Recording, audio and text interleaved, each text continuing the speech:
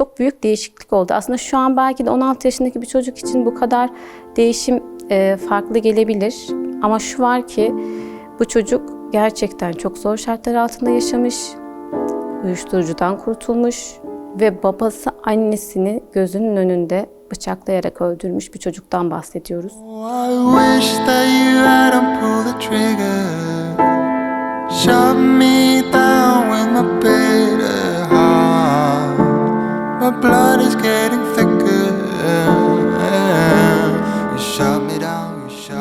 Mehmet 14 yaşında, maddi manevi birçok sıkıntı çekmiş bir çocuk. Babası aşırı derecede alkolden dolayı Mehmet ve annesine şiddet uygulayan ve hiç ilgilenmeyen bir aile yapısı var. Annesi sürekli Mehmet'e şunu söylemiş: eğer babanla ben kavga edersek odana gir, kapıyı kilitle ve sakın içeri gelme. Yine bir gün Mehmet çalışırken odada bir ses duyuyor. Annesiyle babasının kavga ettiğini duyuyor. Kapıyı kapatıp kapıyı kilitliyor. Daha sonra odadan çıkmıyor. Merak edip delikten baktığında annesini kanlar içinde yerde görüyor. Daha sonra kapıyı açıyor, annesinin yanına koşuyor. Annesi sadece ona kaç diyor. Çünkü babası hala evde. Ona kötü bir şey yapacağından korkuyordur muhtemelen. Mehmet sonra evden kaçıyor. 4-5 ay Mehmet'i bulamıyorlar. Tabii bu arada anne vefat ediyor, baba hapse giriyor. Bu 4-5 ay sürecinde Mehmet uyuşturucu kullanmaya başlıyor. Kendine zarar vermeye başlıyor. 4 ay sonra polisler tarafından baygın bir şekilde bulunuyor ve benim çalıştığım yetimhaneye getiriliyor. Tabii bizler çok uğraştık. Allah'ın izniyle de 1 yıl içinde Mehmet'i uyuşturucudan kurtardık. Kurtardıktan sonra bu sefer kendi bedenine zarar vermeye başladı. Yine bununla alakalı çalışmalar yaptık. Gerek pedagojik çalışmalar yaptık, gerekse sosyal faaliyetlerde bulunmasını sağladık. Ve 2 yıl içerisinde, yani 16 yaşına kadar Mehmet'i uyuşturucudan ve kendine zarar vermesinden kurtardık. Tabii bu süre zarfında babasına ulaşmaya çalıştım. Olumsuz dönütler aldım. Babasının hapishanesine de gittik. Durum biraz vahimdi açıkçası. Daha sonra bizler öğretmenler her ay bir gece yurtlarda nöbetçi kalırız. O gece benim nöbetçi olduğum gündü. Sabah namaza kalktığımda kapıda bir gölge gördüm. Kapıyı açtım çünkü genelde çocuklar bazı söylemek isteyip de toplumda söyleyemediği şeyleri gece yanımıza gelerek söylerler. Açtığımda Mehmet'ti. Hayırdır dedim. Hocam dedi, ben bir şey istiyorum sizden dedi. Tabii dedim. Bana abdest almayı öğretir misiniz dedi. Çok şaşırdım. Bir rüya gördüğünü düşündüm. Çünkü genelde çocuklar rüyalardan çok etkilenirlerdi. Öğretmenim dedi, ben bir video izledim. 12'den beri video izliyorum bu saate kadar. Ben abdest alıp namaz kılmak istiyorum dedi. I should have locked the gates. I should have thrown away the key. And I'll be fine with this. To be the end for you and me.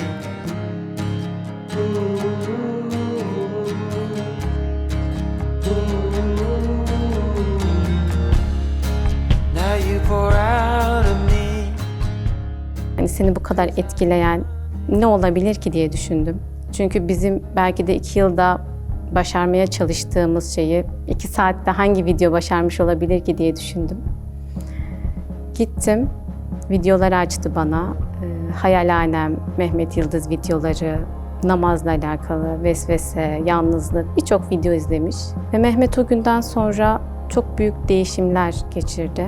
Sürekli takip etti, videoları izledi, sorguladı, irdeledi, irdeledikçe öğrendi. Gerçekten bizler de ona en azından namaz kılabilecek kadar sure ezberletmeye çalıştık. Tabii bu arada ben pedagojiyle uğraştığım için bana göre Mehmet'in psikolojisi tamamen düzelmişti. Ama yurt müdürüne göre psikolojisi bozuk olan öğrenciye dini yaklaşımla yaklaşmak ya da dini şeyler öğretmek onun fazlaca psikolojisini bozacağı söylendi ve bu şekilde benim işime son verildi.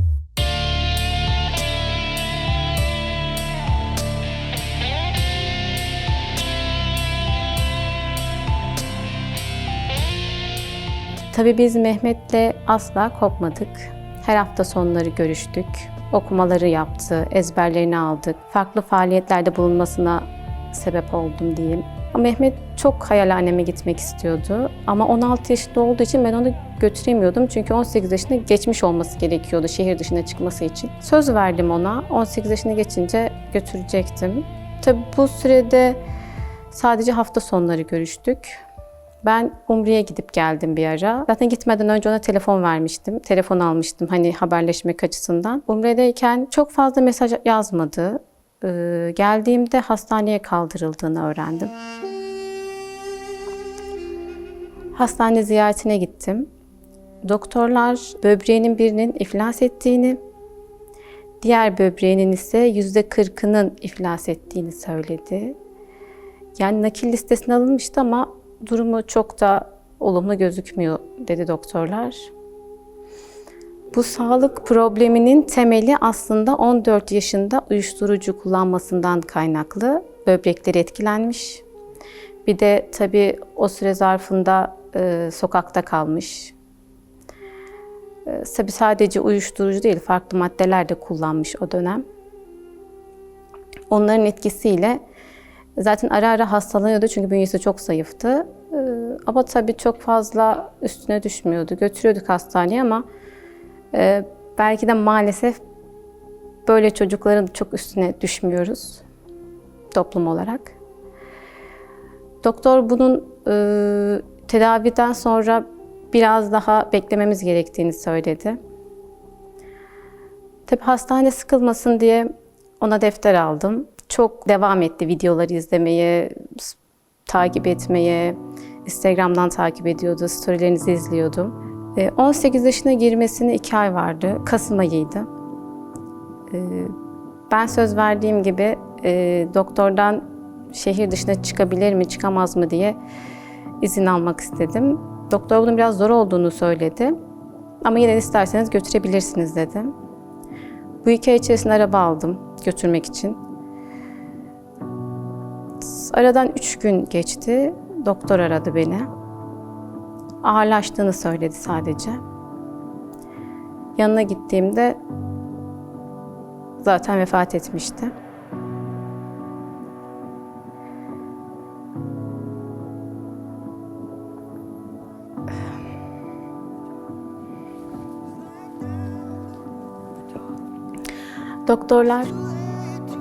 Doktor benim velimdi, tanıyordum. Bana şunu söyledi, ben böyle bir ölüm görmedim dedi. Resmen gülerek öldü dedim.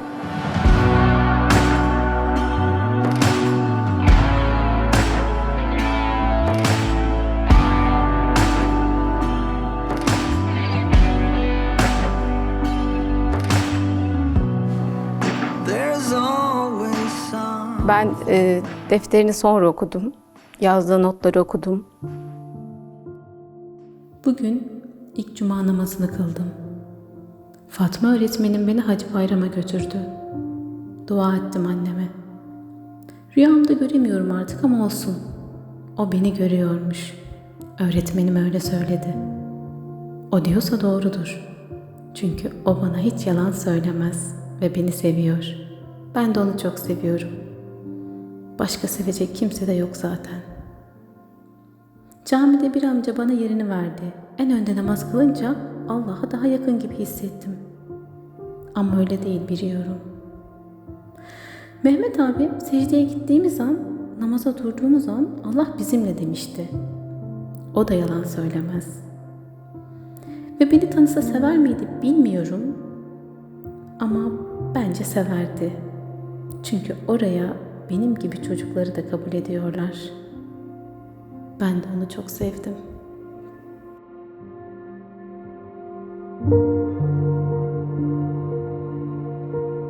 Hani bir Allah dostuna sormuşlar, hani iyi Müslümanı tarif eder misin diye. Geldiği ortama neşe veren, gittiği zaman hüzün bırakan demiş. Mehmet gerçekten geldiği ortama neşe verirdi. Gidince de kalbimizde hüzün bıraktı.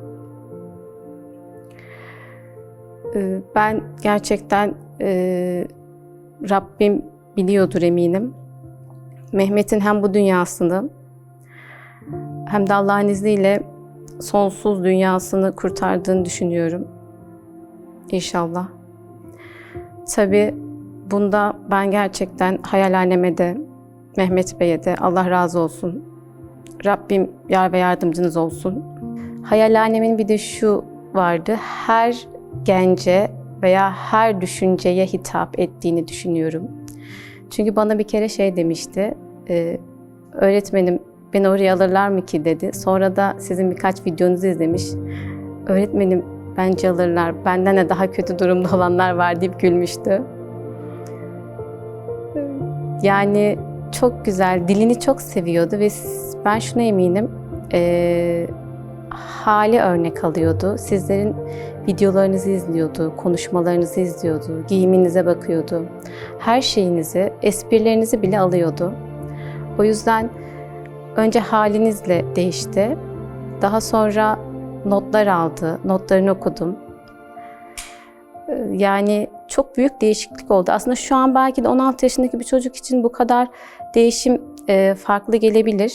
Ama şu var ki bu çocuk gerçekten çok zor şartlar altında yaşamış, uyuşturucudan kurtulmuş ve babası annesini gözünün önünde bıçaklayarak öldürmüş bir çocuktan bahsediyoruz. Birçok yazmış ama benim okumak istediğim bir yer var. Mehmet Yıldız'ın yalnızlık videosu. Hatta bir gülücük koymuş. Mehmet abi benim için yazmış demiş. Burada muhtemelen Mehmet Yıldız Mehmet'im diyerek kendinden bahsetmiş. O da kendine alınmış ve şöyle küçük bir not tutmuş. Mehmet'im, sen tek kaldığında Allah'a yakınlaşman için Allah'ın herkesten uzaklaştırdığını düşün. Bilirim. Herkes bir şey söyler, sen konuşamazsın. Çünkü yalnızsın. Tek beklentin ölüm olur, o da çok soğuk gelir bilirim. Aleme gideyim dersin, onlar da yetmez. Sonra sen bile giremez oldun kendine değil mi? Yalnızlık. Hep o başka kapılarda aramak gibidir. Ama unutma, Rabbin seni terk etmedi, sana darılmadı.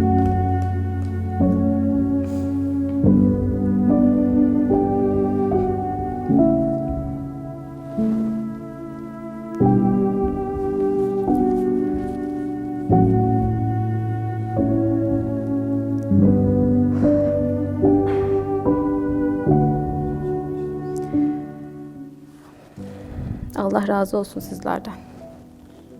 Evet, bu da Mehmet'in vefat ettikten sonra telefonunu aldığımda duvar kağıdı olarak Mehmet Bey'in fotoğrafını koymuş.